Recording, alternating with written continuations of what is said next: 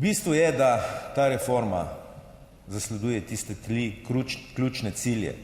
To je dostojne pokojnine, vzdržnost pokojninske blagajne in pa jasno solidarnost. Glede na povedano je zelo pomembno nagovoriti mlajše generacije, ker upam, da bojo s prenovo pokojninskega sistema prišlo do večjega zaupanja v ta pokojninski sistem, kajti tudi mladi bojo nekoč prejemniki pokojnine, bodo, čeprav nekateri razmišljajo drugače.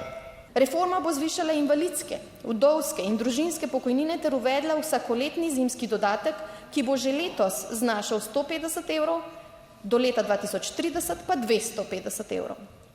Sama menim, da takšni ukrepi kažejo na človeško plat reforme, saj pomagajo tistim, ki pomoč najbolj potrebujejo.